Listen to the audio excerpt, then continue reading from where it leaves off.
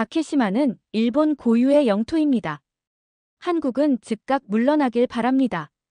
일본의 새 총리가 한국을 향해 독도 발언을 하고 있습니다.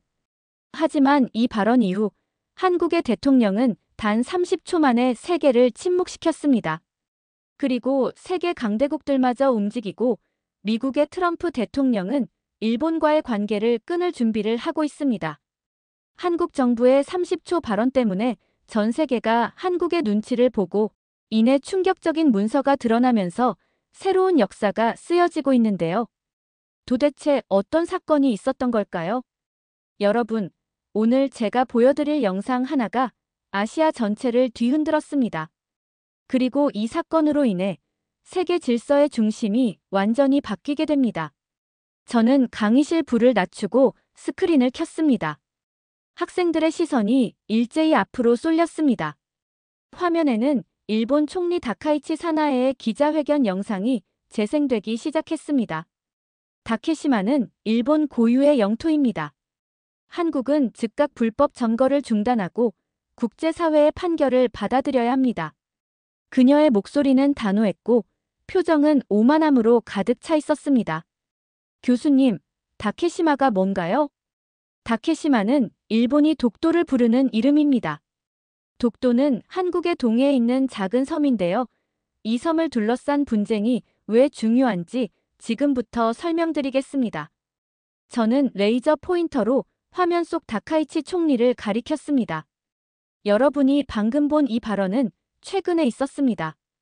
그런데 흥미로운 점은 일본 정부가 이런 주장을 하기 시작한 게 사실 최근의 일이 아니라는 겁니다. 그들은 수십 년 동안 같은 주장을 반복해왔죠. 하지만 이번에는 달랐습니다. 왜일까요? 그 이유는 이번에는 한국이 반격했기 때문입니다. 그것도 일본이 절대 예상하지 못한 방식으로요. 저는 다음 슬라이드를 띄웠습니다. 오래된 일본어 문서 한 장이 화면을 가득 채웠습니다. 이 문서를 보십시오. 1877년 일본 태정관에서 작성한 공식 문서입니다.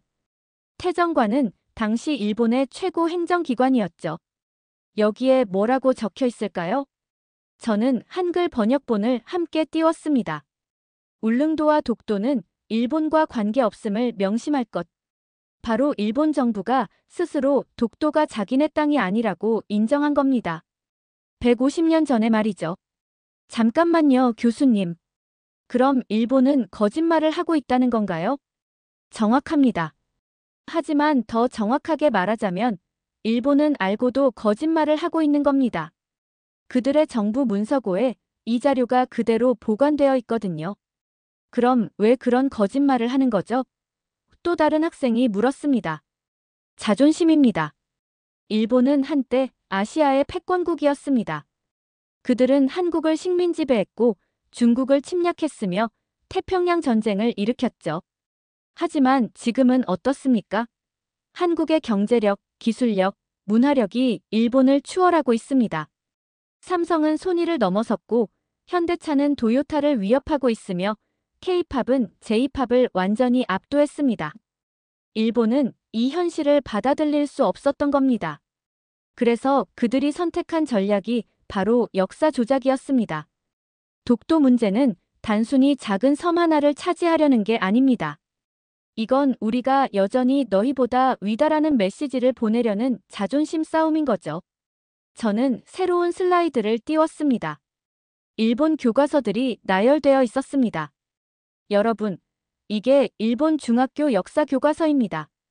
2025년 개정판이죠. 여기 보시면 독도가 불법 점거되고 있는 일본 영토라고 명시되어 있습니다.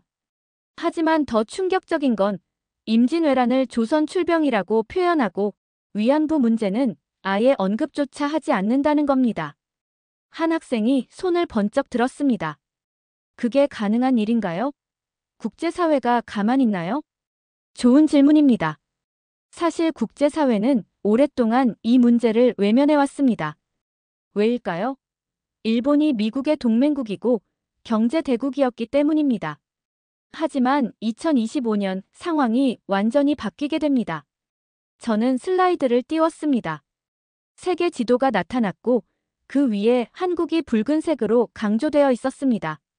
여러분, 이제부터 제가 들려드릴 이야기는 단순히 독도 분쟁에 관한 것이 아닙니다.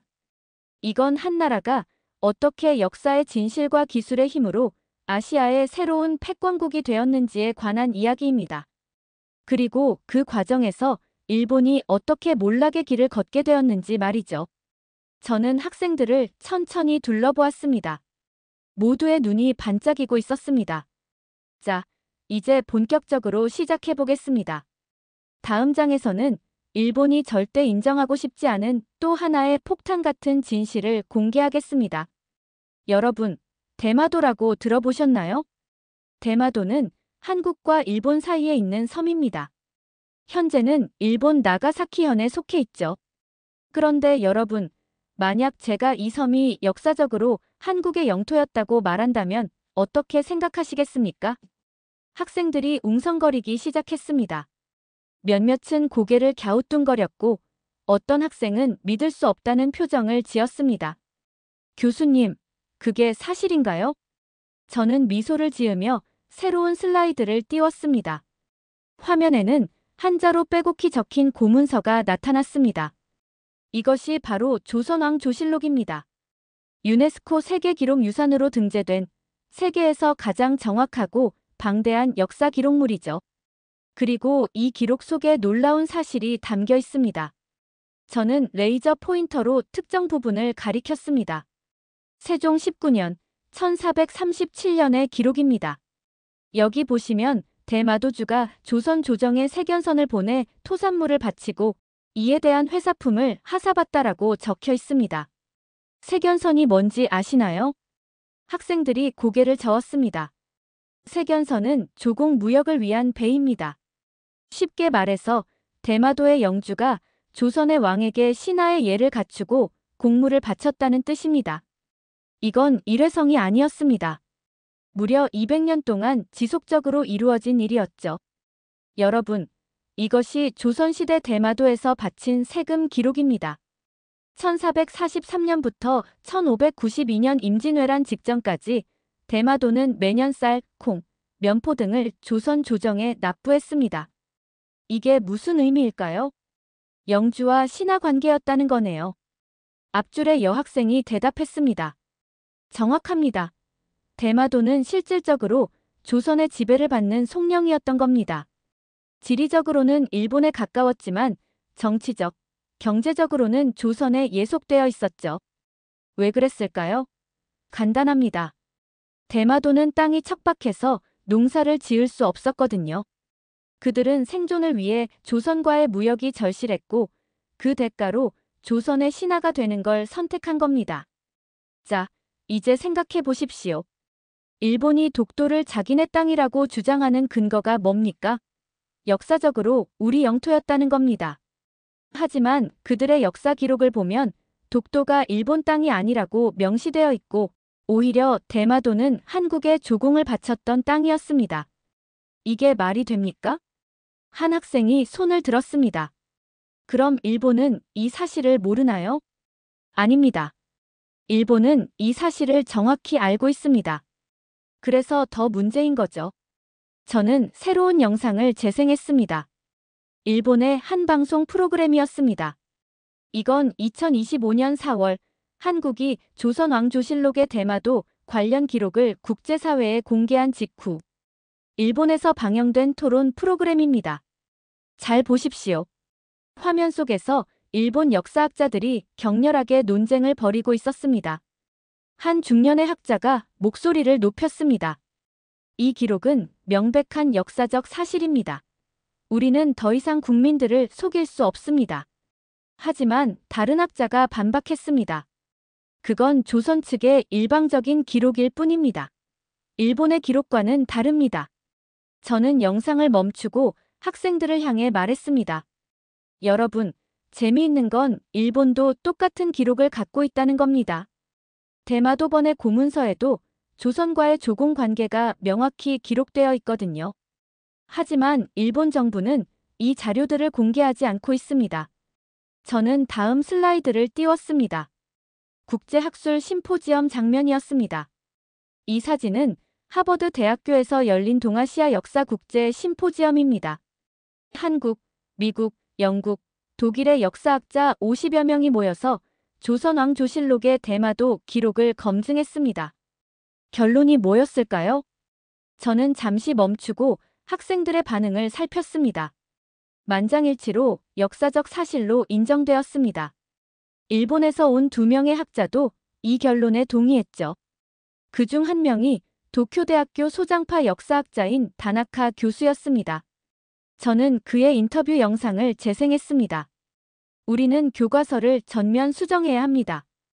역사를 왜곡하는 건 학자로서 할 일이 아닙니다. 다나카 교수의 목소리는 떨리고 있었습니다. 그의 눈에는 눈물이 맺혀 있었죠.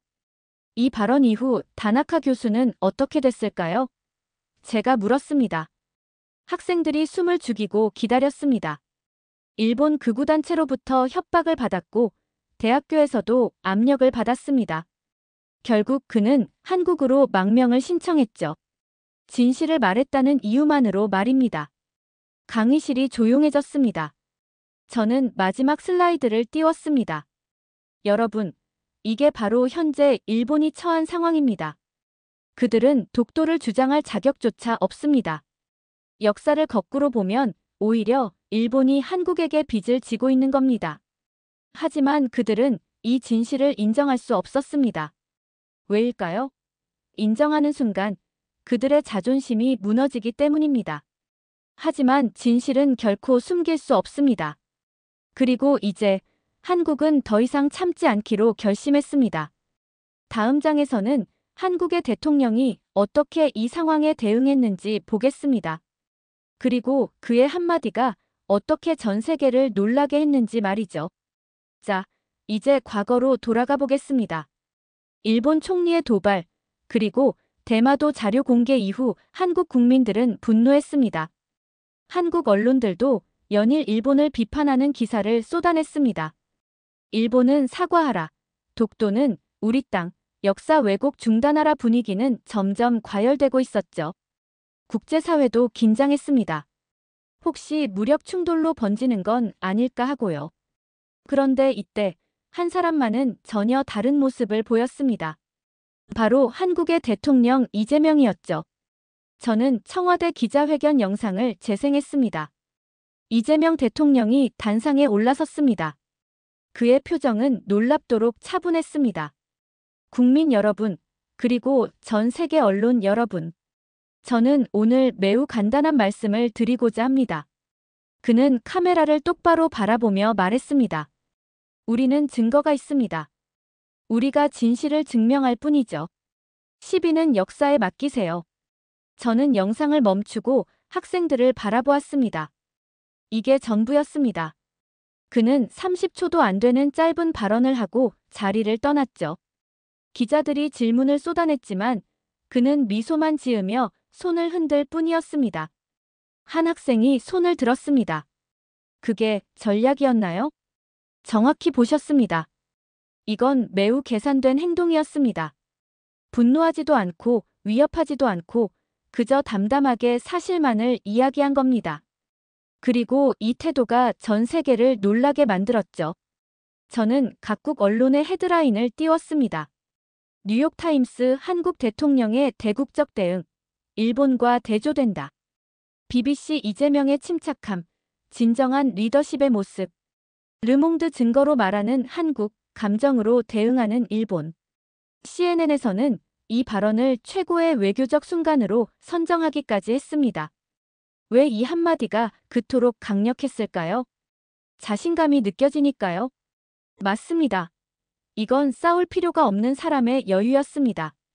권투 경기에 비유하자면 이미 상대를 링바닥에 눕혀놓고 심판을 기다리는 챔피언의 모습이었죠. 한 학생이 의문을 제기했습니다. 교수님, 하지만 이해가 안 되는 게 왜 한국은 그렇게 침착할 수 있었나요? 영토 문제인데 당연히 화가 날 텐데요. 정말 좋은 질문입니다. 그 답은 간단합니다. 이 싸움은 이미 한국이 이겼기 때문입니다. 학생들이 어리둥절한 표정을 지었습니다. 여러분, 독도 분쟁은 그저 작은 섬 하나를 차지하기 위한 게임이 아닙니다. 이건 아시아의 패권을 누가 쥐느냐의 문제였죠. 그리고 그 패권은 이미 한국으로 넘어가고 있었습니다. 저는 새로운 슬라이드를 띄웠습니다. 여러 개의 그래프가 나타났습니다. 첫 번째, 반도체입니다. 삼성전자와 SK하이닉스는 전 세계 메모리 반도체 시장의 70%를 장악하고 있습니다. 특히 AI 시대의 필수적인 HBM 반도체는 거의 독점 수준이죠. 엔비디아, 구글, 아마존, 세계 모든 빅테크 기업들이 한국 반도체 없이는 사업을 할 수 없는 상황입니다. 저는 다음 그래프로 넘어갔습니다. 두 번째, 방산입니다. K9 자주포, K2 전차, KF-21 전투기, 한국 무기는 이제 세계 3위 수출국입니다. 폴란드는 1,000억 달러 규모의 한국 무기를 구매했고, 호주, 사우디, UAE도 줄을 서고 있죠. 일본 무기는 자국 방어용으로만 쓰이고 있습니다. 세 번째 그래프가 나타났습니다. 원자력입니다. 2024년 한국은 체코 원전 수주에 성공했습니다. 그 규모만 24조 원이죠. APR 1,400원전 기술은 세계 최고 수준으로 인정받고 있고, 사우디, 폴란드, 영국까지 한국 원전을 원하고 있습니다. 후쿠시마 원전 사고 이후 추락한 일본과는 완전히 다른 상황이죠. 저는 마지막 슬라이드를 띄웠습니다. 그리고 AI입니다.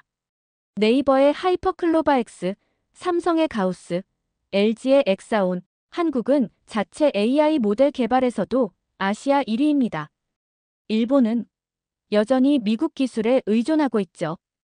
저는 교단 중앙으로 돌아왔습니다. 여러분, 이제 이해가 되시나요? 이재명 대통령이 왜 그렇게 여유로울 수 있었는지.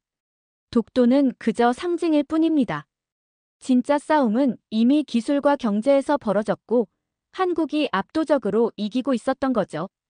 한 학생이 손을 들었습니다. 그럼 일본은 그걸 몰랐나요? 알고 있었습니다. 그래서 더욱 독도에 집착한 겁니다. 실질적인 경쟁에서는 이미 졌으니 최소한 역사와 영토 문제에서라도 자존심을 지키려고 했던 거죠. 하지만 저는 의미심장한 미소를 지었습니다. 그마저도 곧 무너지게 됩니다. 다음 장에서는 전 세계를 충격에 빠뜨린 한 사람의 개입을 보겠습니다. 그 사람의 이름은 도널드 트럼프입니다. 백악관 집무실에서 한 통의 전화가 걸려왔습니다. 전화를 건 사람은 도널드 트럼프 대통령이었고 받는 사람은 일본 총리 다카이치 사나에였죠. 저는 학생들의 집중된 시선을 느끼며 천천히 말을 이어갔습니다. 물론 이 통화 내용은 공개되지 않았습니다. 하지만 통화가 끝난 지 불과 2시간 후 전 세계는 충격적인 발표를 듣게 됩니다. 저는 백악관 브리핑룸 영상을 재생했습니다. 트럼프 대통령이 단상에 섰습니다. 그의 표정은 언제나처럼 자신감으로 가득 차 있었습니다. 여러분, 저는 오늘 매우 중요한 발표를 하려고 합니다. 독도, 일본이 다케시마라고 부르는 그 섬말입니다. 저는 이 문제에 대해 명확한 입장을 밝히겠습니다.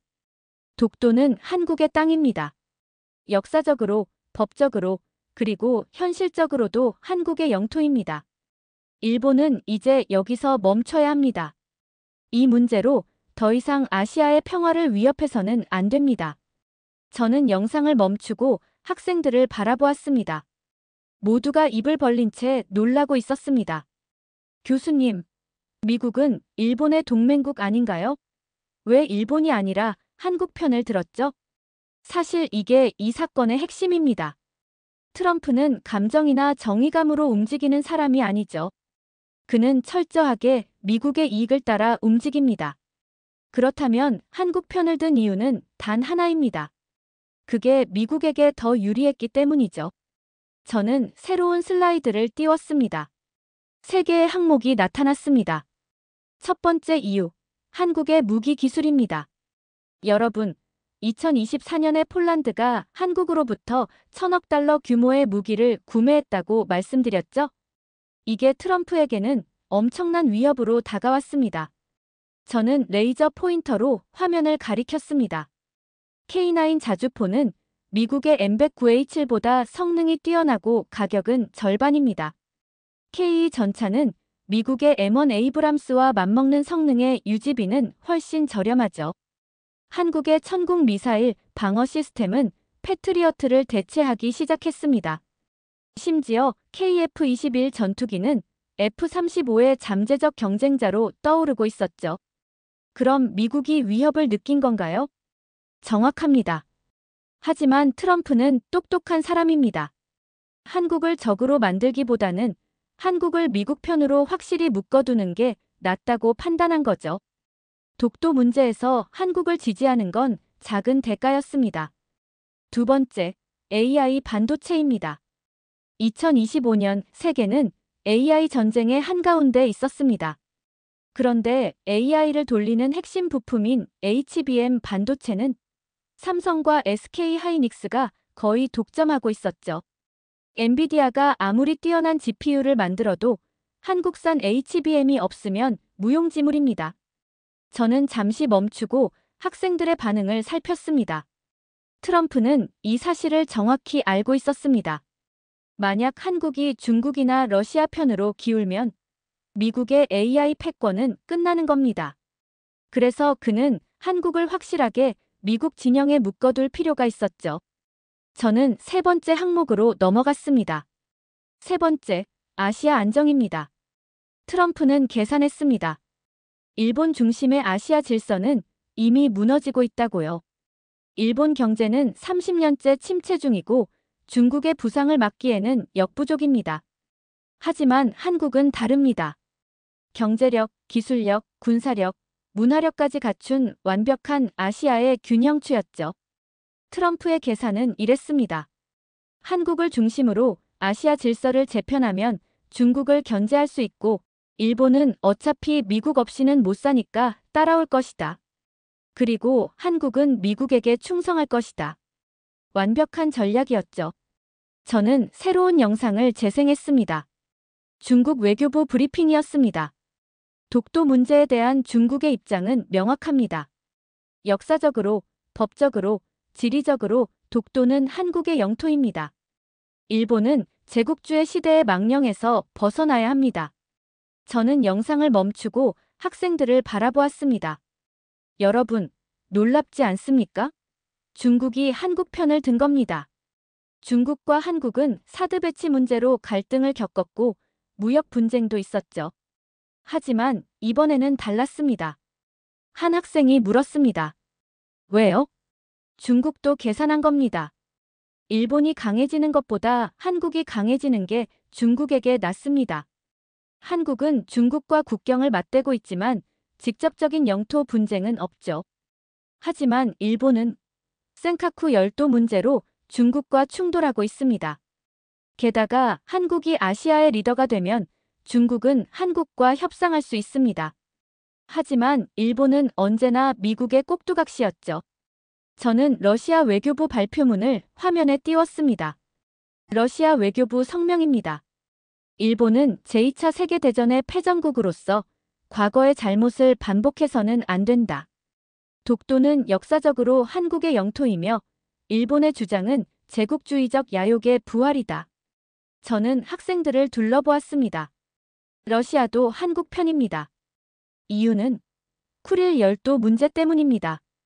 일본은 러시아가 점령한 쿠릴 열도를 자기네 땅이라고 주장하고 있죠. 러시아는 독도 문제에서 일본을 지지하면 쿠릴 열도 문제에서도 불리해집니다. 그래서 한국을 지지한 겁니다. 저는 마지막 슬라이드를 띄웠습니다. 세계 지도 위에 미국, 중국, 러시아, 한국이 붉은색으로 표시되어 있었고 일본만 고립되어 있었습니다. 여러분, 이제 보이시나요? 일본은 완전히 고립되었습니다. 미국, 중국, 러시아, 세계 3대 강국이 모두 한국 편에 섰습니다. 일본에게 남은 선택지는 단 두 가지였죠. 굴복하거나 파멸하거나. 저는 의미심장한 표정을 지으며 말했습니다. 그리고 일본은 최악의 선택을 합니다. 전 세계가 일본 총리의 발표를 기다리고 있었습니다. 트럼프의 발언 이후 5일이 지났죠. 국제사회는 일본이 사과하고 독도 문제를 종결할 것이라고 예상했습니다.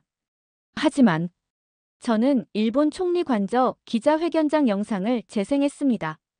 다카이치 총리가 단상에 올랐습니다. 그녀의 얼굴은 창백했지만 목소리는 여전히 단호했습니다. 일본은 다케시마에 대한 주권을 포기하지 않을 것입니다. 우리의 입장은 변함이 없습니다. 저는 영상을 멈추고 학생들을 바라보았습니다. 모두가 믿을 수 없다는 표정이었습니다. 네, 맞습니다. 일본은 굴복하지 않았습니다. 미국, 중국, 러시아가 모두 반대편에 섰는데도 말이죠. 이건 외교적 자살 행위나 다름없었습니다. 한 학생이 손을 들었습니다. 교수님, 왜 그런 선택을 한 거죠? 이해가 안 되는데요. 자존심입니다. 일본은 한 번도 한국에게 진 적이 없다고 믿고 싶었던 겁니다. 역사 왜곡도, 독도 도발도 모두 우리가 여전히 위다라는 환상을 지키기 위한 몸부림이었죠. 하지만 이번에는 그 자존심이 일본을 파멸로 몰아갔습니다. 일본의 거부 발표 직후 SNS에서 하나의 해시태그가 폭발적으로 확산되기 시작했습니다. 2019년 한국에서 시작된 일본 불매운동을 기억하시나요? 이번에는 전 세계로 확산된 겁니다. 베이징에서는 일본 음식점들이 연쇄 폐업했죠. 방콕에서는 일본 자동차 대리점에 돌이 날아들었고 뉴욕에서는 유니클로 매장 앞에서 대규모 피켓 시위가 벌어졌습니다. 한 학생이 놀란 표정으로 물었습니다. 미국에서도요? 네, 미국에서도 일어났습니다. 트럼프가 한국 편을 들었기 때문에 미국 국민들도 일본이 잘못했구나라고 인식하게 된 거죠. 게다가 미국 내 한인 커뮤니티가 적극적으로 불매운동을 주도했습니다. 저는 경제지표 그래프를 띄웠습니다. 그리고 효과는 즉각적으로 나타났습니다. 일본 관광객 수는 전년 대비 68% 급감했습니다. 중국인과 동남아 관광객도 절반 이하로 떨어졌죠. 저는 환율 차트를 띄웠습니다. 더 심각한 건 엔화 폭락이었습니다. 일본 경제는 30년 침체 끝에 완전한 붕괴 위기에 직면했습니다. 저는 교단을 천천히 걸으며 말을 이어갔습니다. 하지만 가장 치명적인 타격은 따로 있었습니다. 바로 제조업 공급망에서의 퇴출이었죠. 저는 글로벌 기업들의 발표문을 연달아 띄웠습니다. 애플 일본 부품 공급업체와의 계약을 전면 재검토하겠습니다. 한국과 대만 업체로 대체할 것입니다. 테슬라, 도요타와의 협력 프로젝트를 중단합니다. 현대자동차와 새로운 파트너십을 체결했습니다. 마이크로소프트 일본 데이터센터 증설 계획을 취소합니다. 한국 서울에 아시아 최대 AI 데이터센터를 건설하겠습니다. 한 학생이 조용히 말했습니다. 완전히 고립당한 거네요. 맞습니다. 일본은 이제 세계 경제에서 고립된 섬이 되었습니다. 그리고 아이러니하게도 그들이 그토록 지키려 했던 독도가 바로 고립된 섬이라는 의미였죠. 저는 일본 내부 상황을 보여주는 뉴스 영상을 재생했습니다. 도쿄 거리에서 시위가 벌어지고 있었습니다. 일본 국민들이 자국 정부에 항의하기 시작했습니다. 우리의 일자리를 지켜라. 다카이치는 물러나라. 독도를 포기하고 경제를 살려라. 하지만 이미 늦었습니다. 저는 영상을 멈추고 학생들을 똑바로 바라보았습니다. 여러분, 제가 여러분에게 꼭 전하고 싶은 교훈이 있습니다. 저는 칠판에 크게 썼습니다. 자존심은 국가를 세울 수도 무너뜨릴 수도 있습니다. 자존심은 중요합니다. 국가의 자존심, 민족의 자존심은 때로 강력한 동력이 되죠. 하지만 그 자존심이 현실을 외면하게 만들면 그건 독이 됩니다. 일본은 우리가 여전히 강하다는 환상에 빠져 현실을 보지 못했습니다. 저는 학생들을 한 명 한 명 둘러보며 말했습니다. 한국은 삼성, 현대, LG로 세계를 이끌고 있었습니다. BTS와 블랙핑크로 문화 강국이 되었죠. K방산으로 군사 강국의 반열에 올랐고 AI와 반도체로 기술 패권을 쥐었습니다. 이게 현실이었습니다. 하지만 일본은 이 현실을 인정하지 않았습니다. 대신 교과서를 조작하고 독도를 우기고 과거의 영광에 매달렸죠. 그 결과가 뭐였습니까? 완전한 몰락이었습니다. 저는 마지막 슬라이드를 띄웠습니다. 일본의 경제 지표들이 나열되어 있었습니다. 모두 빨간색, 마이너스 성장이었습니다. 저는 잠시 멈추고 무겁게 말했습니다. 일본은 자존심을 지키려다가 모든 것을 잃었습니다. 경제도, 신뢰도, 미래도 말이죠. 저는 학생들을 바라보며 미소를 지었습니다. 하지만 이야기는 여기서 끝이 아닙니다. 이제 마지막 장에서 우리는 이 모든 사건이 의미하는 바를 정리하겠습니다. 그리고 21세기 아시아의 새로운 질서가 어떻게 형성되었는지 보게 될 것입니다. 자, 이제 우리는 이야기의 마지막에 도달했습니다. 여러분, 오늘 우리가 함께 살펴본 이 사건은 단순히 독도라는 작은 섬을 둘러싼 분쟁이 아니었습니다. 이건 21세기 아시아의 패권이 누구에게로 넘어가는가를 결정한 역사적 전환점이었죠. 저는 최종 정리 슬라이드를 띄웠습니다. 커다란 제목이 화면을 채웠습니다. 독도는 한국 땅, 역사적, 국제법적, 경제적, 지정학적으로. 첫째, 역사적으로. 저는 첫 번째 항목을 가리켰습니다. 1877년 일본 태정관 문서가 명확히 증명했습니다. 독도는 일본 영토가 아니라고 일본 스스로 인정했죠. 조선왕조실록은 수백 년 동안 독도를 우리 땅으로 기록했고 대마도조차 조선에 조공을 바쳤다는 증거가 있었습니다. 저는 두 번째 항목으로 넘어갔습니다. 둘째, 국제법적으로. 샌프란시스코 강화조약 이후 독도는 한국이 실효 지배하고 있었습니다. 국제법상 실효 지배는 매우 강력한 영유권 근거죠. 게다가 2025년 하버드 국제심포지엄에서 세계 역사학자 50명이 만장일치로 한국의 영유권을 인정했습니다. 저는 세 번째 항목을 보여주었습니다. 셋째, 경제적으로. 한국은 독도 주변 해역에 대한 과학조사를 진행했고 해양자원 개발권을 확보했습니다. 그리고 무엇보다 한국은 그 자원을 지킬 수 있는 경제력과 기술력을 보유하고 있었죠. 저는 네 번째 항목을 가리켰습니다. 넷째, 지정학적으로. 미국, 중국, 러시아가 모두 한국의 손을 들어주었습니다. 왜일까요? 한국이 21세기 아시아의 균형추이자 새로운 패권국이기 때문입니다. 저는 새로운 슬라이드를 띄웠습니다. 한국의 기술력을 보여주는 이미지들이 나타났습니다. 여러분, 한국이 독도를 지킬 수 있었던 진짜 이유는 역사 자료가 아닙니다. 바로 힘이었습니다. 한 학생이 고개를 갸우뚱하며 물었습니다. 힘이요? 그렇습니다. 독도 위성 실시간 관측 기술. 여러분 이게 뭔지 아시나요? 저는 위성 사진을 띄웠습니다. 2025년 8월 한국항공우주연구원은 독도 전용 정찰 위성 독도I 1호를 발사했습니다. 이 위성은 해상도 30cm급으로 독도 주변을 24시간 실시간 감시하죠. 일본 함정이 접근하면 즉시 탐지되고 AI가 자동으로 위협 수준을 판단합니다. 저는 다음 이미지를 보여주었습니다. 한국은 독도에 무인 방어 시스템도 구축했습니다. 해상 드론, 수중 드론, 레이저 무기 시스템, 이 모든 게 AI로 자동 운영되죠. 일본이 감히 군사적으로 독도에 접근할 수 없는 이유입니다. 한 학생이 감탄하며 말했습니다. 완전히 요새네요. 맞습니다. 하지만 더 중요한 건 국제적 지지였죠. 저는 미국 상원 청문회 영상을 재생했습니다. 한 상원 의원이 발언하고 있었습니다. 우리는 오늘 역사적인 결의안을 통과시켰습니다.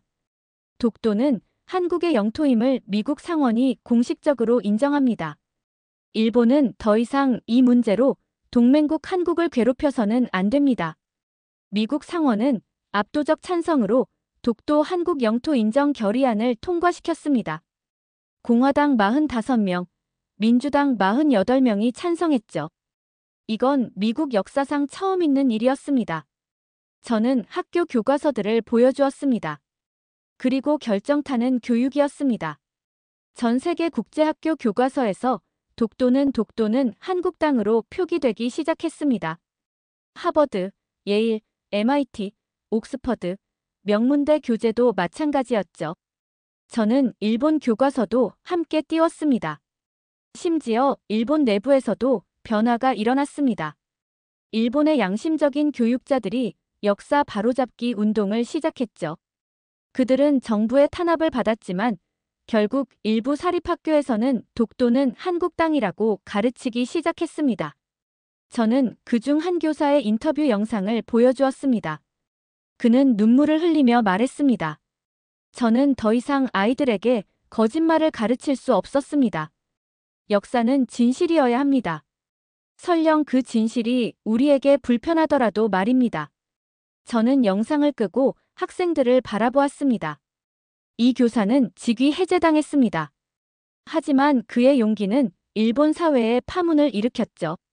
점점 더 많은 일본 젊은이들이 정부의 역사 왜곡에 의문을 품기 시작했습니다. 저는 마지막 슬라이드를 띄웠습니다. 세계 지도가 나타났고 한국이 밝은 빛으로 빛나고 있었습니다. 자, 이제 결론을 내리겠습니다. 국제사회가 한국을 지지하게 된 가장 큰 이유는 무엇이었을까요? 저는 칠판에 크게 썼습니다. 정의와 근거, 그리고 힘을 동시에 가진 나라. 한국은 단순히 우리가 피해자다, 일본이 나쁘다라고 외치지 않았습니다. 대신 냉정하게 증거를 제시했죠. 1877년 태정관 문서, 조선왕조실록, 국제학자들의 검증. 모든 게 객관적 사실에 기반했습니다. 저는 학생들을 천천히 둘러보며 말했습니다. 하지만 증거만으로는 부족합니다. 힘이 없으면 정의도 무용지물이죠. 한국은 증거와 함께 힘도 가지고 있었습니다. 삼성의 반도체, 현대의 방산, K원전의 기술력, AI의 독점, 이 모든 것이 한국의 발언에 무게를 실어주었습니다. 저는 교단 중앙에 섰습니다. 그리고 마지막으로 한국은 지혜로웠습니다. 이재명 대통령의 그 한마디를 기억하시나요? 우리는 증거가 있습니다. 시비는 역사에 맡기세요. 이 침착함이 세계를 감동시켰죠. 저는 마지막 메시지를 칠판에 썼습니다. 역사는 진실을 외면하는 자를 벌하고 진실을 지키는 자에게 힘을 준다. 일본은 진실을 외면했습니다. 교과서를 조작하고 증거를 숨기고 자존심에 매달렸죠. 그 결과는 경제 붕괴, 국제적 고립, 미래의 상실이었습니다. 반면 한국은 진실을 지켰습니다. 증거를 공개하고 냉정하게 대응하고 실력으로 증명했죠. 그 결과는 국제적 지지, 경제적 도약, 아시아 패권의 획득이었습니다. 저는 학생들을 한 명 한 명 바라보며 천천히 말했습니다. 여러분, 오늘 그 힘을 가진 나라는 한국입니다. 2025년 아시아의 주권은 한국에 있습니다. 이건 독도 하나를 지켰다는 의미가 아닙니다. 이건 21세기 세계 질서에서 한국이 주도권을 쥐었다는 의미입니다. 저는 마지막 슬라이드를 띄웠습니다. 서울의 야경이 화면을 가득 채웠습니다. 남산타워가 빛나고 한강이 흐르고 첨단 빌딩들이 하늘을 찌르고 있었습니다. 이제 세계는 서울을 주목합니다. 도쿄가 아니라 서울을 말이죠. 삼성, 현대, LG, BTS, 블랙핑크, K방산, K원전, KAI, 한국은 더 이상 작은 나라가 아닙니다. 한국은 아시아의 미래이자 세계의 중심입니다. 저는 강의를 마무리하며 학생들에게 말했습니다. 여러분, 오늘 우리가 배운 교훈은 무엇입니까? 진실은 결국 승리한다는 것입니다. 그리고 진실과 힘을 함께 가진 나라는 무적이라는 것이죠. 저는 미소를 지으며 마지막 말을 남겼습니다. 독도는 한국 땅입니다. 역사가 증명했고, 세계가 인정했고, 미래가 확정했습니다. 그리고 이 진실을 지켜낸 한국은 이제 아시아를 넘어 세계로 나아가고 있습니다. 자, 오늘 강의는 여기까지입니다. 질문 있으신 분? 강의실은 잠시 조용했습니다. 그리고 갑자기 한 학생이 일어서서 박수를 치기 시작했습니다. 곧 강의실 전체가 기립박수로 가득 찼습니다. 저는 고개를 숙여 인사했습니다. 그리고 속으로 생각했습니다. 역사는 진실을 기록하고 교육은 그 진실을 전파한다. 오늘 이 강의실에서 우리는 21세기의 진실을 함께 확인했다. 강의실을 나서며 창밖을 바라보았습니다. 캠퍼스 어딘가에서 한국 학생들이 태극기를 들고 자랑스럽게 걷고 있었습니다. 그 모습을 보며 저는 확신했습니다. 역사는 정의로운 자의 편이고 미래는 준비된 자의 것이라는 사실을. 이렇게 일본의 여성 총리가 독도에 대한 발언을 한 사연 어떻게 들으셨나요?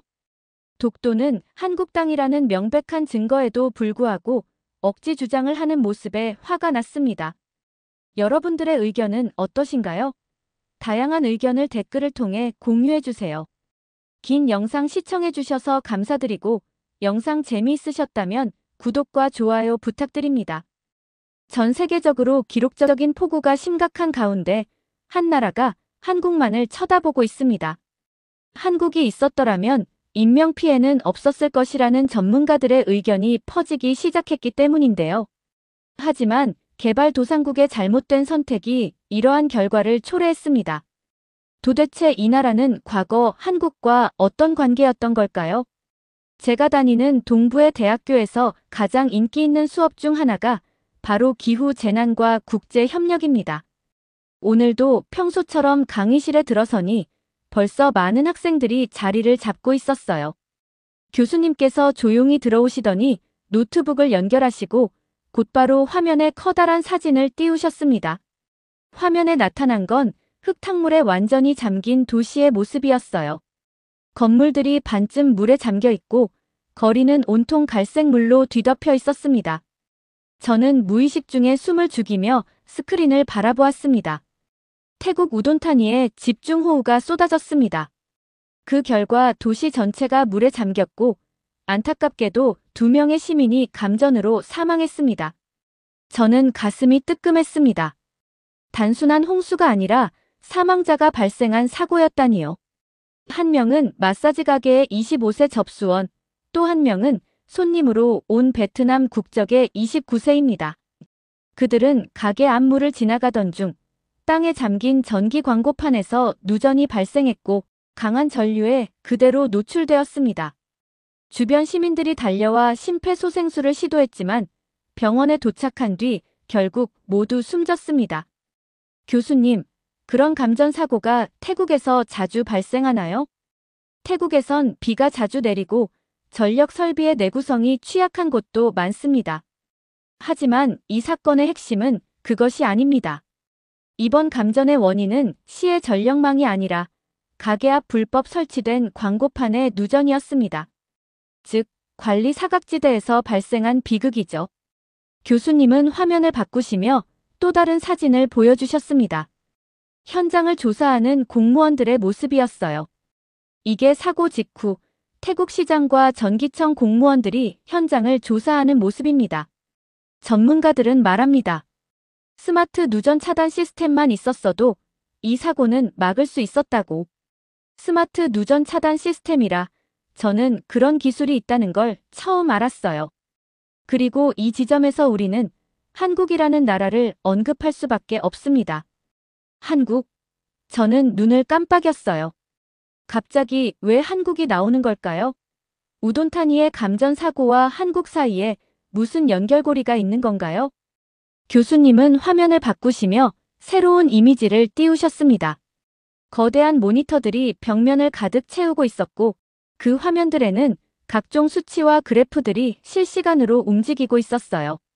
과거 태국 총리는 방안에 한국의 한강홍수통제소를 방문했습니다. 교수님의 설명과 함께 슬라이드가 바뀌었어요. 서울의 현대적인 통제센터 내부가 더 자세히 보였습니다. 당시 태국은 2011년 대홍수로 약 800명이 넘는 사망자와 수십억 달러의 경제적 손실을 입었습니다. 800명이라니 저는 깜짝 놀랐어요. 더 이상의 인명피해는 두고 볼 수 없었던 거죠. 그래서 한국의 홍수 대응 체계에 큰 관심을 가졌습니다. 한강홍수통제소는 단순한 모니터링 센터가 아닙니다.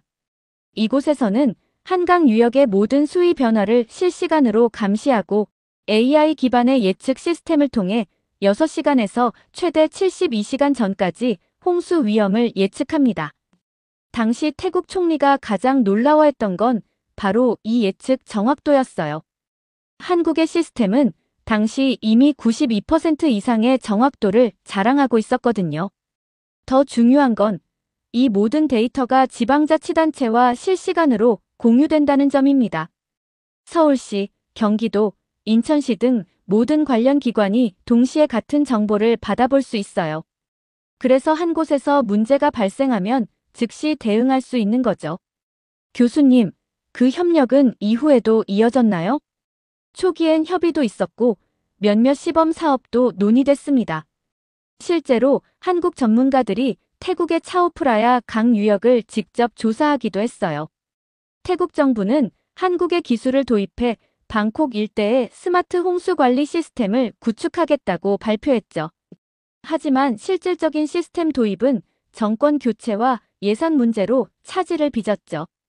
태국에서 군사 쿠데타가 일어나면서 모든 국제협력 프로젝트가 재검토되었습니다. 새 정부는 예산 절감을 명목으로 한국과의 기술협력 규모를 대폭 축소했어요. 한국은 방제 관련 데이터와 기술을 무상으로 공유하겠다고 했지만 태국은 실행력이 부족했습니다. 더 큰 문제는 시간이 지나면서 한국보다 중국과의 기술협력에 더 집중하게 되었다는 점이죠. 중국은 바뀐 태국 정권의 프로젝트의 일환으로 대규모 인프라 투자를 제안했습니다. 홍수 관리 시스템보다는 고속철도, 항만 건설 같은 눈에 띄는 프로젝트들이었죠. 태국 정부는 그쪽에 더 매력을 느꼈던 것 같습니다. 한국의 치수 기술은 세계 최고 수준입니다. 스마트 누전 차단기만 해도 0.03초 안에 누전을 감지해서 전력을 차단할 수 있어요. 자동 배수 시스템은 강우량 예측 데이터와 연계되어 홍수가 예상되면 미리 배수로의 수위를 낮춰놓습니다.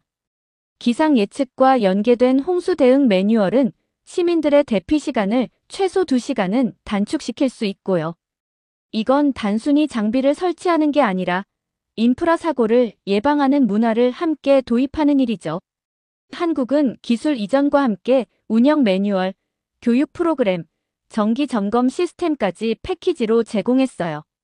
만약 그 당시의 협력이 지금까지 이어졌다면 우돈탄이 사고는 다른 결말이었을지도 모릅니다.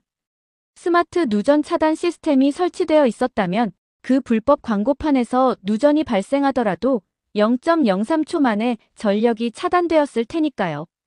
이제 왜 교수님이 한국을 언급하셨는지 이해가 되었습니다. 한국에는 이런 사고를 막을 수 있는 기술이 있었고 태국과 협력할 기회도 있었는데 그 기회를 놓쳤던 거네요. 교수님은 화면을 넘기셨습니다. 이번에는 전혀 다른 장면들이 나타났어요. 베트남과 라오스에서의 홍수 피해 사진들이었습니다. 우돈타니와 마찬가지로 물에 잠긴 거리들 대피하는 시민들의 모습이 보였어요. 그런데 그 다음에 나온 건 한국 정부의 공식 발표 장면이었습니다. 라오스는 태풍 야기로 인해 대규모 침수 피해를 입었습니다. 이에 대해 한국은 50만 달러의 인도적 지원을 결정했죠. 베트남도 마찬가지입니다. 같은 해 한국은 200만 달러 규모의 재난 복구 지원을 제공했습니다. 교수님, 그럼 태국은요? 우돈탄이 사고도 있었고 태국도 같은 시기에 피해를 입었을 텐데 한국의 지원 소식은 없었네요. 없었습니다. 우돈탄이 사고를 비롯한 일련의 피해에 대해서도 한국은 어떤 구체적인 지원도 발표하지 않았죠. 가장 큰 원인은 외교관계의 악화입니다. 직무 정지를 당했지만 태국의 패통탄 친나와 총리 체제는 한국과의 협력을 지속적으로 뒷전으로 밀었습니다. 사실 이건 단순한 정책 변화가 아니에요. 더 깊은 배경이 있습니다. 친나와 가문은 태국에서 매우 영향력 있는 정치 가문입니다. 하지만 많은 분들이 모르시는 사실이 있어요. 이 가문은 원래 화교 출신입니다.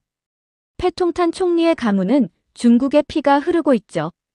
이런 역사적 배경 때문에 친나와 가문은 전통적으로 중국과의 관계를 매우 중요하게 여깁니다. 단순히 경제적 이익을 넘어서 문화적이고 정서적인 유대감이 있는 거죠. 패통탄 총리 역시 집권 후 중국과의 전략적 동반자 관계를 최우선 과제로 내세웠습니다. 중국의 프로젝트 확대에 적극적으로 참여하겠다고 발표했지만 반면 한국과는 기존의 협력 프로그램들을 하나씩 축소하거나 중단했어요. 특히 한국 내 불법 체류 태국인 문제에 대해 태국 정부는 적극적인 송환이나 신원 확인에 협조하지 않았습니다. 현재 한국에는 약 15만 명의 태국인이 불법 체류자 신분으로 살아가고 있습니다. 한국 정부가 태국 정부에 이들의 신원 확인이나 자발적 출국 프로그램 협조를 요청했지만 태국 측에서는 소극적으로 대응했어요. 오히려 한국이 태국 국민을 차별한다는 식으로 문제를 제기하기도 했죠. 이에 따라 한국은 2024년부터 태국인 입국 심사 강화 조치를 시행했죠. 비자 발급을 더 까다롭게 하고 입국 시 심사를 강화한 겁니다. 당연히 태국 정부는 이에 강하게 반발했고 양국 관계는 더욱 악화되었어요. 교수님, 그럼 한국이 일부러 지원을 안 한 건가요? 일부러라기보단 우선순위에서 밀렸다는 표현이 맞습니다. 국제 지원이라는 게 무한정 할 수 있는 게 아니에요. 예산도 한정되어 있고 외교적 효과도 고려해야 하죠. 한국 입장에서는 협력 관계가 좋은 나라들을 우선적으로 지원하게 됩니다. 베트남의 경우 한국과의 경제 협력이 매우 활발해요. 양국 교역량이 800억 달러를 넘고 한국 기업들의 베트남 투자도 계속 늘어나고 있거든요. 라오스도 마찬가지로 한국의 ODA 중점 협력 국가입니다. 하지만 태국은 최근 몇 년간 한국보다는 중국과의 협력에만 집중해 왔어요. 친나와 가문의 화교 배경과 중국 중심의 외교 정책이 맞물리면서 한국과의 관계는 자연스럽게 소원해진 거죠. 지원은 신뢰를 기반으로 합니다. 외교적 신뢰가 무너진 곳에선 인도적 협력조차 주저하게 되는 거죠. 태국이 먼저 한국과의 관계를 소홀히 했고 그 결과가 지금의 상황인 겁니다. 저는 복잡한 기분이었어요. 우돈타니에서 두 분이 돌아가신 건 정말 안타까운 일인데 그 배경에는 이런 복잡한 외교적 갈등이 있었던 거네요. 우리는 지금 중요한 국제관계의 기류를 관찰하고 있습니다. 교수님은 새로운 화면을 띄우시며 말씀하셨어요. 이번에는 하나의 거대한 표가 나타났습니다. 태국에 대한 한국의 각종 협력 프로젝트 목록이었어요. 코이카의 보건 교육 지원, 스마트시티 기술 세미나, 재난 대응 인프라 시범 사업, 그 외에도 수많은 프로젝트들이 연도별로 정리되어 있었어요. 한국은 태국에게 매우 관대했습니다. 교수님은 표의 특정 부분을 가리키며 설명하셨어요.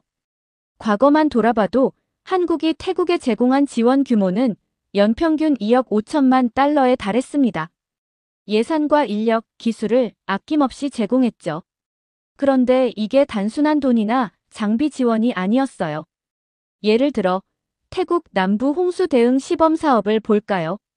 한국은 단순히 펌프나 센서만 설치한 게 아니라 태국 공무원 120명을 한국으로 초청해서 반년간 실무 교육을 실시했습니다.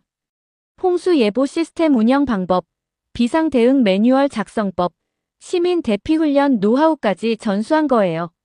한국의 기술은 단지 설비만이 아니라 위기 대응의 사고방식까지 공유해온 것입니다. 태국 전역의 지방자치단체 공무원 300여 명을 대상으로 예방적 재난 관리 워크숍을 개최했어요. 한국 전문가들이 직접 태국 각 지역을 순회하며 맞춤형 교육을 제공한 거죠. 하지만 문제는 태국 정부의 태도였습니다. 교수님, 어떤 의미에서 문제였다는 건가요? 감사보다 요구가 많았습니다. 한국이 지원을 제공하면 고맙다는 말보다는 이것도 해달라, 저것도 필요하다는 요구가 먼저 나왔어요. 외교적 예의보다는 경제적 요구가 앞섰고 한국의 조언은 무시되기 일쑤였죠. 코이카가 태국 북부 치앙마이에 스마트 농업 기술을 도입하는 프로젝트를 진행했어요. 3년간 500만 달러 규모의 대형 사업이었죠. 한국 전문가들이 현지에 파견되어 농민들을 교육하고 최신 IoT 기술을 활용한 농장 관리 시스템을 구축했습니다. 하지만 태국 측에서는 약속했던 현지 매칭 펀드 50만 달러를 제때 지원하지 않았어요. 게다가 한국 전문가들이 제안한 지속 가능한 운영 방안은 너무 복잡하다며 무시했죠. 결국 한국의 지원이 끝나자마자 대부분의 시설이 제대로 관리되지 않아 방치되었습니다. 지원을 하나의 권리처럼 받아들이는 분위기가 있었습니다. 대표적인 사례가 코이카의 재난교육 프로그램인데 태국 정부는 그 예산조차 제때 집행하지 않았습니다. 이런 분위기에서 한국은 회의감을 갖기 시작했어요. 우리는 도와주고 있는데 왜 존중받지 못할까? 라는 질문이죠. 더욱 문제가 된 건 중국의 1대1로 이니셔티브가 본격화되면서부터였어요. 태국은 태협력 대신 점점 더 중국에 기울었습니다. 중국이 제시하는 대규모 인프라 투자가 한국의 기술 지원보다 매력적으로 보였던 거죠. 태국이 일방적으로 한국과의 재난관리기술 협력 MOU 연장을 거부했어요. 대신 중국과 스마트시티 건설 협력 협정을 체결했죠. 한국 입장에서는 배신감을 느낄 수밖에 없었습니다. 협력은 감사와 책임이 함께할 때 유지됩니다. 감사는 상대방의 도움을 인정하고 고마워하는 마음이고, 책임은 약속한 것을 지키고 자신의 역할을 다하는 것이죠. 태국은 그 균형을 무너뜨렸습니다. 한국의 지원은 당연한 것으로 여기고 자신들의 책임은 소홀히 했어요. 결과는 지금처럼 신뢰가 끊긴 외교적 공백입니다. 만약 태국이 한국과의 협력을 소중히 여겼다면 지금쯤 스마트 누전 차단 시스템이 설치되어 있었을 테고 그 두 분의 목숨도 구할 수 있었을지 모르는 일이었습니다. 그렇다면 태국 국민들은 어떻게 반응하고 있을까요? 교수님이 새로운 질문을 던지시며 슬라이드를 넘기셨어요. 태국의 SNS 캡처 화면들이었어요. 저는 그 댓글들을 읽어보며 깜짝 놀랐어요. 왜 한국은 이제 우리를 안 도와줘? 라오스엔 50만 달러, 베트남엔 200만 달러, 우리는 뭐지? 결국 정치가 외교를 망친 거야. 그런데 그 아래로 내려가니 좀 다른 톤의 댓글들도 보였어요. 솔직히 우리가 한국한테 잘못했지 않나? 중국만 바라보다가 이런 결과를 얻은 것 같은데. 한국이 그동안 우리를 얼마나 많이 도와줬는데 우리는 뭘 해줬어? 여기엔 두 감정이 엇갈립니다. 하나는 배신감이에요. 우리는 한국과 가까웠는데 왜? 라는 생각이죠. 화면에 더 많은 댓글들이 나타났어요. 배신감을 드러내는 글들이었습니다. 한국 드라마 그렇게 좋아했는데 정작 우리가 어려울 때는 모른 척하네. K-팝, K-뷰티는 우리 돈으로 성장했으면서 이게 뭐야? 이웃나라라면서 이렇게 차갑게 나올 수 있어. 하지만 또 하나는 자성입니다. 우리가 먼저 외면한 건 아닌가 하는 목소리도 커지고 있습니다. 한국이 2012년부터 우리를 도우려고 했는데 우리 정부가 무시한 거 아니야? 중국만 쳐다보고 살더니 결국 이런 날이 왔네. 우돈타니 사고도 결국 우리가 한국 기술 안 받아들인 결과 아닌가? 교수님, 그런 감정은 정치보다 빠르게 변화하겠네요. 맞아요. 대중은 때때로 정치보다 성숙한 인식을 보여주기도 합니다. 실제로 태국의 젊은 세대는 한국의 기술, 대응 시스템, 윤리적 외교 태도를 높이 평가해왔죠. 특히 20대와 30대들 사이에서는 한국의 재난 대응 시스템을 벤치마킹해야 한다는 목소리가 꾸준히 나오고 있었어요. 화면에는 태국의 한 대학생이 작성한 블로그 글이 나타났어요. 2019년 서울에 교환학생으로 있을 때 태풍이 왔었다. 하지만 한국은 정말 체계적으로 대응했다. 지하철 운행 중단, 학교 휴교, 대피소 개방까지 모든 게 시계처럼 정확했다. 태국이라면 어땠을까? 아마 혼란만 있었을 것이다. 그들은 협력이 단절된 지금을 안타까워하고 있습니다. 젊은 세대일수록 정치적 이해관계보다는 실용적 필요성에 더 집중하는 경향이 있어요. 화면이 바뀌며 더 많은 태국 젊은이들의 목소리가 나타났어요. 정치는 정치고 기술은 기술이지. 우리가 필요한 건 한국의 기술이야. 중국 돈으로는 건물을 지을 수 있어도 한국 기술로는 생명을 구할 수 있어. 우돈탄이 사고 보니까 정말 한국 시스템이 필요하다는 걸 느꼈어. 그리고 화면에는 한 태국 청년의 인터뷰 자막이 떴어요. 제 가슴을 울리는 말이었습니다. 한국이 더는 우리를 돕지 않는 게 이해됩니다. 우리가 너무 당연하게 여겼던 걸 너무 늦게 알았어요. 이런 목소리들을 보니 희망이 보였어요. 비록 정부 차원에서는 관계가 악화되었지만 국민들 사이에서는 변화의 조짐이 보이고 있었거든요. 교수님은 태국의 여론조사 결과도 보여주셨어요. 최근 태국의 한 여론조사 기관에서 실시한 조사에 따르면 18세에서 35세 태국 청년층의 68%가 한국과의 기술 협력 재개가 필요하다고 답했습니다. 반면 50세 이상에서는 42%에 그쳤어요. 특히 우돈탄이 사고 이후에는 이 비율이 더 높아졌어요. 같은 연령대에서 76%가 한국의 재난 대응 기술이 필요하다고 답했거든요. 협력은 쌍방이 필요합니다. 정부가 아무리 정책을 바꿔도 국민들의 마음이 따라주지 않으면 지속될 수 없어요. 반대로 국민들이 원한다면 정부도 결국 그 목소리에 귀를 기울이게 되죠. 진정한 외교란 국민의 인식 변화에서부터 다시 시작되는 것입니다. 태국의 젊은 세대가 보여주는 이런 성찰적 목소리들이 어쩌면 양국 관계 회복의 첫 번째 열쇠가 될 수도 있어요. 교수님은 마커를 들고 칠판으로 걸어가 천천히 세 개의 단어를 적으셨습니다. 기술, 인도주의, 신뢰. 이 세 단어는 단순한 명사가 아닙니다. 외교의 새 기둥이죠. 첫 번째, 기술입니다. 한국이 태국에 제공할 수 있는 가장 확실한 가치죠. 스마트 누전 차단기, 홍수 예보 시스템, 재난 대응 매뉴얼, 이런 기술들은 정치적 이해관계와 상관없이 사람의 생명을 구할 수 있어요. 두 번째는 인도주의입니다. 기술이 수단이라면 인도주의는 목적이에요. 우돈타니에서 돌아가신 고인을 구하는 것, 그게 바로 인도주의의 핵심입니다. 세 번째는 신뢰예요. 이게 가장 중요하면서도 가장 어려운 부분입니다. 기술과 인도주의가 아무리 훌륭해도 서로 믿지 못하면 협력할 수 없거든요.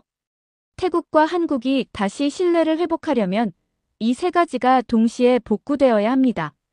역사를 보면 최악의 관계였던 나라들도 협력할 수 있게 된 사례들이 많아요. 독일과 프랑스는 2번의 세계대전을 치렀지만 지금은 EU의 핵심 파트너입니다. 한국과 일본도 과거사 문제로 갈등이 있지만 경제와 안보 분야에서는 협력하고 있어요. 하지만 협력을 재개하려면 양쪽 모두 노력해야 합니다. 교수님은 태국 정부가 해야 할 과제를 제시하셨어요. 첫 번째, 불법 체류 문제에 대한 실질적 협조입니다. 현재 한국에 있는 15만 명의 불법 체류 태국인 문제를 해결해야 해요.